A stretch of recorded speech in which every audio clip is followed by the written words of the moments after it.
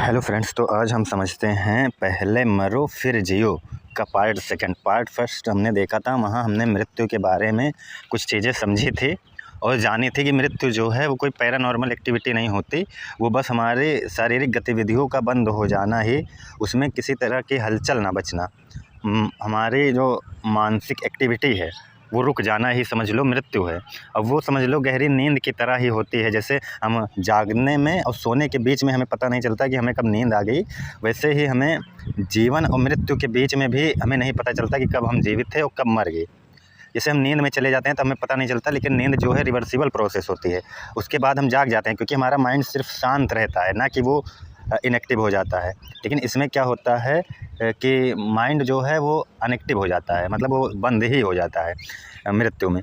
तो दोनों लगभग सेम ही चीज़ें हैं, बस ये है कि मृत्यु के समय पर कुछ लोगों को अगर माइंड उस समय पहले एक्टिव है, पहले शरीर में कोई कमी है, तो दर्द, डर, ऐसी कुछ चीज़ें लग सकती है। लेकिन मृत्यु जब हो जाती है, मतलब जीवन और मृत्यु के बीच का मैं वो जो कह रहा हूँ फासला, उसमें कुछ नहीं होता। जैसे हम नींद में चले जाते हैं तो हमें कुछ पता नहीं चलता, लेकिन बाद में हम रिवर्स होकर जाग जाते हैं। लेकिन इसमें क्या होता है कि हमारी जब मृत्यु हो जाएगी तब हमें कुछ पता ही नहीं चलेगा, फिर हम उठेंगे ही नहीं दोबारा। ये चीज़ें यहाँ पर, मतलब दोनों में कोई डिफरेंस नहीं है। बस मृत्यु के समय अगर तुम्हारे कोई अंग डैमेज है या कुछ भी ऐसा है इन सब की वजह से, एक्सीडेंट या कुछ ऐसी बीमारियाँ हैं, इनकी वजह से अगर मृत्यु हो रही है तो आपको दर्द, बेचैनी, घबराहट, ये सभी चीज़ें हो सकती है। डर लग सकता है अगर आपको ये पता चल जाए कि मेरी मृत्यु होने वाली है, तो डर। लेकिन फिर जब मृत्यु हो जाती है तो कुछ भी ऐसा नहीं होता पैरानॉर्मल कि कुछ निकल कर आ रहा है। ये सभी चीज़ें हमने समझी थी, ये एकदम गहरी नींद की जैसी ही अवस्था होती है। तो जो है अब आगे हम थोड़ा समझते हैं। तो पहले एक प्रश्न है, उसको हम समझ लेते हैं कि फिर अगर जब ये सभी चीज़ें हैं ही, मतलब कुछ है ही नहीं मृत्यु के बाद ऐसा, तो फिर ये चेतना, जो परम चेतना है जिसकी बात वेदांत करता है, या आत्मा है, या कुछ भी ऐसा, कृष्ण या शिव, उसको जो भी कह लो, वो उसी एक शब्द की ओर इशारा करता है, उसी एक चेतना की ओर इशारा करता है। तो ये सब चीज़ें हैं क्या फिर? मतलब मृत्यु के बाद कुछ होता ही नहीं, मैं किसी को प्राप्त ही नहीं होऊंगा, मृत्यु के बाद मेरा सब कुछ ख़त्म हो जाएगा। तो आखिर ये सभी शब्द क्या हैं? मैं कैसे आत्मा परम चेतना का अनुभव कर सकता हूँ?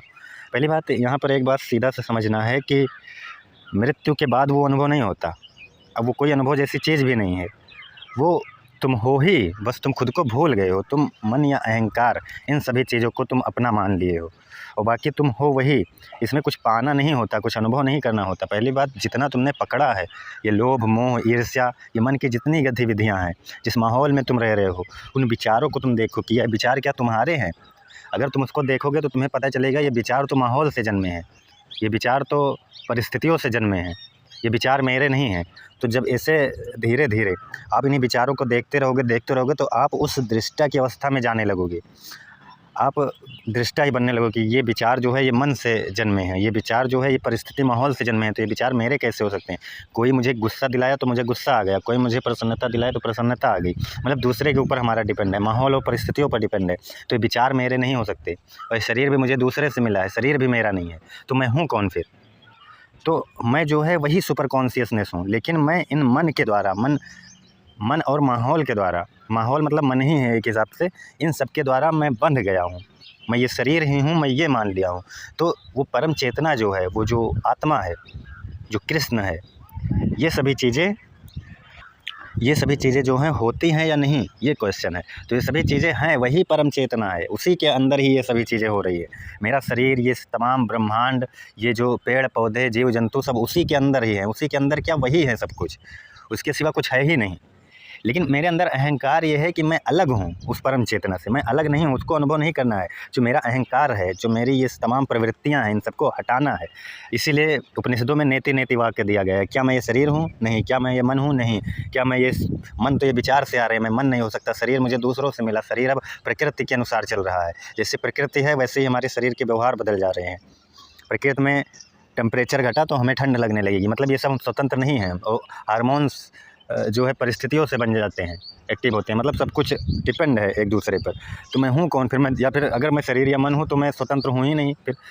तो यहाँ पर फिर मैं तो वही सुपर कॉन्शियसनेस हूँ। जब मैं अपने विचारों को देखूँगा, खुद को देखूँगा कि ये सब तो शरीर से बंधे हैं और ये सब माहौल से बंधे हैं, तो देखते देखते एक दिन दृष्टा होते होते मैं उस लेवल पर जाने लगूँगा कि मैं इन सबसे परे हूँ, मैं तो वही कृष्ण हूँ। वैसे कृष्ण या आत्मा, ये सभी जो शब्द हैं, ये शब्द देने की भी कोई ज़रूरत नहीं थी, क्योंकि तुम उस शब्द को फिर पकड़ ले रहे हो कि मैं आत्मा हूँ, मैं कृष्ण हूँ। इसीलिए आत्मा को फिर नकारा जाता है कि आत्मा को अकल्पनीय, अवर्णनीय, अद्वितीय ये सभी कहकर नकारा जाता है कि तुम उसको पकड़ ना पाओ। आत्मा वो है जिसको तुम जान ही नहीं सकते, परम चेतना वो है जिसके बारे में तुम कुछ कह ही नहीं सकते। तो यहाँ पर अगर कहो कि वो क्या होती है, तो वो अकल्पनीय है, वो अवर्णनीय है, उसका हम वर्णन ही नहीं कर सकते, तो हम कैसे कहें कि वो होती है या नहीं होती है। वो होती भी है और नहीं भी होती है, ये आप पर डिपेंड करता है कि वो जो परम चेतना है वो होती है कि नहीं। तो होती कैसे है, पहले इसको देख लेते हैं। वो परम चेतना होती ऐसे है कि वही सब कुछ है। अगर मैं ऐसा देखूं कि वही सब कुछ है, उसके सिवा कुछ नहीं है यहाँ, तो वो होती है। अगर वो नहीं होती, परम चेतना या आत्मा या कृष्ण जैसे शब्द, तो ये नहीं होती पे मतलब ये है कि उसका हम वर्णन ही नहीं कर सकते, उसके बारे में कुछ जान ही नहीं सकते, तो नहीं होती। मतलब वो दोनों के बीच में कंट्राडिक्शन है, एक विरोधाभास। उसको हम पूर्णतः कह नहीं सकते कि नहीं होती, और पूर्णतः नकार भी नहीं सकते, और कह भी नहीं सकते कि वो होती है। क्योंकि इसी को लेकर फिर कबीरदास जी का वो दोहा आ जाता है कि हाँ कहूँ तो है नहीं। अगर मैं हाँ कह दूँगा तो वो नहीं है फिर, और ना कहा न जाए, और हाँ नहीं के बीच में साहब रहा समाए। मतलब हाँ नहीं के बीच में ही वो है, वो परम चेतना है, वो सत्य है, वो परमात्मा है, वो आत्मा है, कृष्ण है, शिव है, राम है, जो शब्द आप उसको कह लो। लेकिन आप सोचो कि वो होता ही है, तो यहाँ पर आप फंस जाओगे, और या फिर कह दोगे कि नहीं होता है, तब भी फंस जाओगे। असल में अध्यात्म का मतलब क्या है, वहाँ से ही इसको समझ में आ जाएगा क्लियरली। अध्यात्म का मतलब होता है दुख को दूर करना। आपकी दुख क्यों होता है दुख, ये भी समझ लो। दुख होता है तुम्हारे लोभ, मोह, ईर्ष्या, क्रोध, मतलब मन की जितनी गतिविधियाँ हैं, मन की जितनी प्रवृत्तियाँ हैं, इन्हीं सबसे आपको दुख होगा। तो फिर ऋषियों ने क्या सोचा कि उन्होंने सोचा कि लोग जो है इन्हीं सब में शारीरिक प्रवृत्तियों में फंसे हुए हैं। तो उसी दुख को दूर करने के लिए उन्होंने एक शब्द दिया, आत्मा। तो उन्होंने कहा कि वो आत्मा जो है वो परम है, वो परम चेतना है, वही सत्य है, उसके सिवा कुछ है ही नहीं। तुम उसको पाने की कोशिश करो, और इन सब में मत फंसे रहो, ये सांसारिक जंजाल में मत फंसे रहो। तो उसी शब्द को, इसीलिए उन्होंने ये शब्द दे दिया कि उसे पाओ। वैसे वो शब्द देने की ज़रूरत नहीं थी, इसीलिए उसको नेति नेति करके फिर सब कुछ काट देते हैं कि वो कुछ है ही नहीं। अगर देखें तो वही सब कुछ है, क्योंकि उसके सिवा कुछ है ही नहीं। क्योंकि सर्व खलमिदम ब्रह्म, सब कुछ वही ब्रह्म है, अयम आत्मा ब्रह्म, यही आत्मा ही ब्रह्म है। तो ऋषि इसीलिए वो शब्द दिए कि तुम इन जंजालों में, जो तुम्हारा मन इन शारीरिक प्रवृत्तियों में फंसा हुआ है, जो हमेशा दुखी रहता है दूसरों को देखकर, या तुम्हारे शरीर में कुछ हो जाए उसको लेकर परेशान रहता है, तो तुम खुद को ये पहचान सको कि तुम जो है वो परम आत्मा हो, परम चेतना हो, तुम सत्य हो, तुम कृष्ण हो, उसके सिवा कुछ है ही नहीं यहाँ। तो तुम उधर की तरफ जाओ, अपने मन की गतिविधियों को देखो, ये सब परिस्थितियों से तय हो रहे हैं। तो तुम्हें जो है जब सब में वही परम चेतना दिखने लगेगी, वही आत्मा दिखने लगेगी, तुम सबको वही आत्मा मानने लगोगे कि उसके सिवा तो कुछ है ही नहीं, सर्व खलमिदम ब्रह्म। तो तुम्हारे अंदर से ईर्ष्या खत्म हो जाएगी, लोभ मोह जैसी चीज़ें खत्म हो जाएंगी, डर जैसी चीज़ें खत्म हो जाएंगी, क्योंकि तुम कहोगे मैं वही परम चेतना हूँ जो सभी जगह है, तो मैं डरूँ किससे आखिर। तो ये एक हिसाब से बहुत बड़ी साइकोलॉजी अदा करता है ये वेदांत। साइकोलॉजी के लेवल पर भी ये बहुत बड़ी चीज़ है, और फिलॉसफी तो ये है ही। इसलिए मैं कहता हूँ साइकोलॉजी फिलॉसफी ये दोनों अलग नहीं है, ये दोनों साथ साथ ही चलते हैं। सोशियोलॉजी ले लो आप, वो सब यही बातें डिसाइड करते हैं कि तुम्हारा शरीर मन सब परिस्थितियों से परे है। इसलिए साइकोलॉजी और फिलॉसफी मैं कहता हूँ दोनों साथ में चलते हैं। तो ये जो है बहुत बड़ी साइकोलॉजी अदा करती है। तो वो परम चेतना है कि नहीं, इसके बारे में हम कुछ कह नहीं सकते। वो कृष्ण है कि नहीं, हम कह नहीं सकते। हैं तो मैं वही हूँ, और नहीं है तो मैं कुछ नहीं हूँ, फिर मैं भी नहीं हूँ। ये चीज़ है यहाँ पर। एक टाइम बौद्ध दर्शन में नागार्जुन जी ने उसको शून्य कह दिया, क्योंकि आत्मा शब्द जब गौतम बुद्ध ने नहीं दिया, उसका रीज़न यही था कि आत्मा शब्द लोग पकड़ ले रहे थे। लेकिन ऋषियों का मतलब क्या था कि वो आत्मा शब्द पकड़े ना, वो परम चेतना पकड़ने वाली चीज़ नहीं है, क्योंकि पकड़ोगे तो फिर फंस जाओगी। इसलिए गौतम बुद्ध ने कहा कि नहीं, कुछ नहीं होता, सब कुछ स्वभाव से शून्य है। फिर नागार्जुन जी आकर कह दिए स्वभाव से शून्य है का मतलब कि सब कार्य कारण नियम पर डिपेंड है। आज मैं हूँ, इसका मतलब कल कोई कॉज था, उसी का इफेक्ट मैं हूँ, और मैं जो हूँ, मेरा जो कॉज होगा उसका इफेक्ट कल जो आएगा वो होगा। मतलब मैं जो है दूसरे पर डिपेंड हूँ, ये शरीर मेरा दूसरे पर डिपेंड है। इस शरीर की बात मैं कर रहा हूँ। तो मैं जब इसको देखूंगा कि यहाँ तो सब अपने आप कार्य कारण नियम से हो रहा है, मैं बस सिर्फ विचारों को अपने देखूँ, दृष्टा बनूँ, तो मैं वही परम चेतना की बात वो भी करते हैं, गौतम बुद्ध जी भी। लेकिन वो नाम नहीं देते, कुछ कहते नहीं उसके बारे में, क्योंकि वो जानते हैं कि जैसे आत्मा के साथ खिलवाड़ हुआ, परम चेतना के साथ खिलवाड़ हुआ, लोग उसे पकड़ लिए, वैसे ही इसमें पकड़ लोगे तो फिर बंध जाओगे। इसलिए उसको पकड़ना नहीं है, इसलिए उस आत्मा को नेति नेति करके काटा जाता है कि वो कुछ नहीं है। लेकिन एक तरफ ये भी कहा जाता है कि वो सब कुछ है, वो पेड़, वो जानवर, वो पक्षी, मैं, या जितने भी चीज़ें हैं सब वही है, उसके सिवा कुछ है ही नहीं। बस मेरा अहंकार जो है वो देख नहीं पाता, मेरा अहंकार मेरे शरीर तक ही सीमित है। तो इस बात को यहाँ समझना है कि वो है या नहीं है, इसके बारे में कोई क्लियर नहीं कह सकता। क्योंकि है कहो तो उसको दिखाओ फिर कहाँ है, महसूस कराओ कहाँ है। तो वो दिख सकते नहीं हो ना, उसको महसूस तुम कर सकते हो और नहीं भी नहीं कह सकते, क्योंकि वही परम चेतना है, वो है। तो वो हाँ नहीं के बीच में ही है, जो कबीर दास जी ने कहा है, बस यही समझ लेना है। तो हमारी टॉपिक थी पहले मरो फिर जियो। तो इसका मतलब यहाँ अहंकार के मरने की बात हो रही है। वैसे तो लोग जो है कहते हैं मुझे मृत्यु से डर नहीं लगता। जैसे यहाँ अगर हम प्रेम की बात ले लें तो जैसे कुछ लोग कहेंगे कि प्रेम में बहुत लोग जो है अपने हाथ काट लेते हैं दूसरे के, उसमें मतलब अपने शरीर की मृत्यु कर लेते हैं दूसरे के प्रेम में। तो ये सभी चीज़ें आखिर क्या होती हैं? मतलब यहाँ पर तुम क्या दिखाना चाहते हो कि तुम उससे इतना प्रेम कर रहे थे कि उसके बिना तुम नहीं जी सकते, उसके बिना तुम नहीं जी सकते। यहाँ पर ये कोई प्रेम नहीं होता, ये सब वासनाएं और लालसाएं होती हैं, और तुम्हारे साथ उसका टाइम व्यतीत करना ही तुम्हारी आदत पड़ गई होती है उसकी। तो इसमें अगर तुम्हें प्रेम होता, सच में प्रेम मतलब परमात्मा होता है, प्रेम परमात्मा को पाने का सबसे आसान मार्ग है। प्रेम स्वतंत्रता देता है, वो बंधन नहीं देता। रियल प्रेम की मैं बात कर रहा हूँ, जो आध्यात्मिक लेवल पर प्रेम होता है। प्रेम यही होता है कि मैं तुम्हें स्वतंत्र कर दूँ इन सभी मतलब जंजालों से, जो जितने जंजाल फैले हैं दुनिया में, और अगला मुझे स्वतंत्र कर दे। ये होता है प्रेम। मतलब लोभ मोह ईर्ष्या कामना, इन सबसे स्वतंत्रता ही प्रेम है।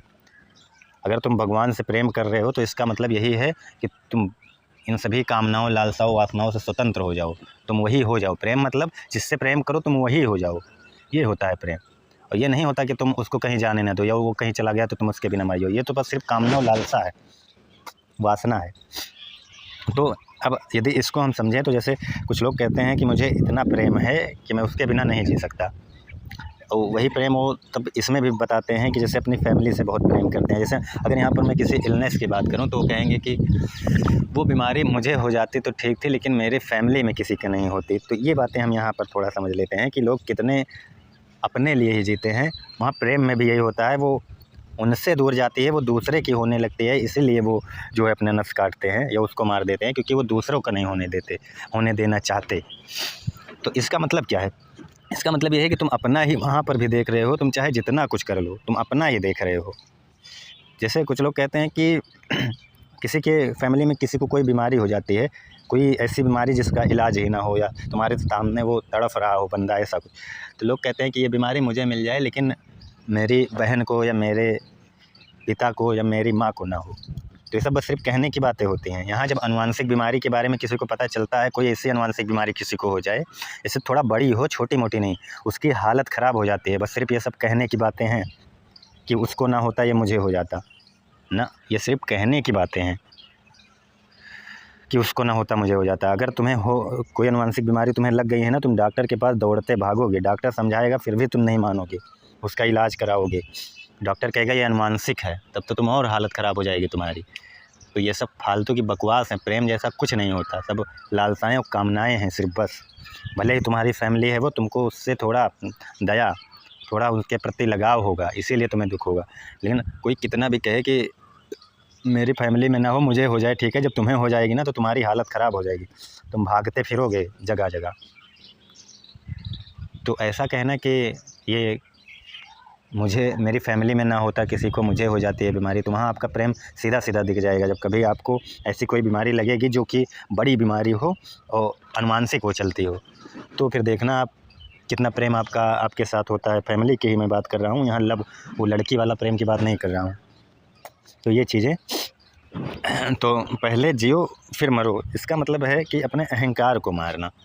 तुम्हारा जो ये अहंकार है, जब ये ख़त्म हो जाएगा कि मैं ये हूँ, मेरा शरीर, ये मेरी फैमिली, ये मेरा रिश्ते, ये मेरे नाते, ये सभी चीज़ें जब ख़त्म हो जाएंगे, तब तुम रियल लाइफ जी सकते हो।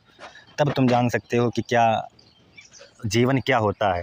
तुम तो अभी बस एक कह सकते हैं कि मशीन हो, जो कि दूसरों के द्वारा ऑपरेट किए जा रहे हो, प्रकृति के द्वारा ऑपरेट किए जा रहे हो। ये कोई जीवन थोड़ी है। कैसे आप खुद को कह सकते हो कि मैं जी रहा हूँ? नहीं जी रहे हो तुम। तुम्हारी लालसाएं, कामनाएं सब माहौल से जन्मी हैं।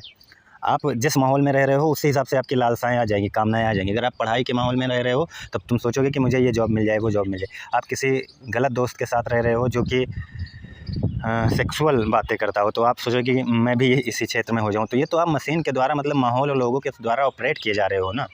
तुम मन के विचारों को देख ही नहीं पा रहे हो। तुम्हारा मन के जो विचार है वो खुद ही माहौल और परिस्थितियों से आ रहे हैं। तो तुम कैसे कह सकते हो कि मैं स्वतंत्र हूँ, मैं जी रहा हूँ, मैं अपनी जीवन जी रहा हूँ? तुम अपने को जानते ही नहीं तो अपना जीवन कहाँ से जी रहे हो तुम? मैं ये बातें कह रहा हूँ, इसीलिए मैंने कहा पहले मरो फिर जियो। पहले तुम इन सबको समझो कि आखिर मैं कैसे जी रहा हूँ, ये क्या है। इसलिए वो जो परम चेतना की बात मैंने शुरू में की, वही परम चेतना जो है, जब मैं उसकी ओर जाऊँगा तब मैं रियल लाइफ़ समझ पाऊँगा। तभी मुझे पता चलेगा कि ये सभी चीज़ें जो पीछे हो रही हैं, ये सब प्रकृति, परिस्थिति, माहौल से जुड़ी सभी चीज़ें हो रही हैं। क्या मैं यही हूँ? क्या मैं माहौल हूँ? जो कि सोशियोलॉजी भी कहती है, समाजशास्त्र भी कहता है कि मनुष्य जो है वो पूर्णतः माहौल से निकला हुआ उसी का ही कठपुतली मात्र है। ये सोशियोलॉजी कहती है, वो तो कोई फ़िलॉसफ़ी या कोई साइकोलॉजी नहीं है, वो तो एक कह सकते हैं जैसे और सब्जेक्ट पढ़ते हो वैसे वो भी एक सब्जेक्ट है। वो तो सोशियोलॉजी जो है वो फ़िलॉसफ़ी तो नहीं है कि आप धार्मिक बातें करो।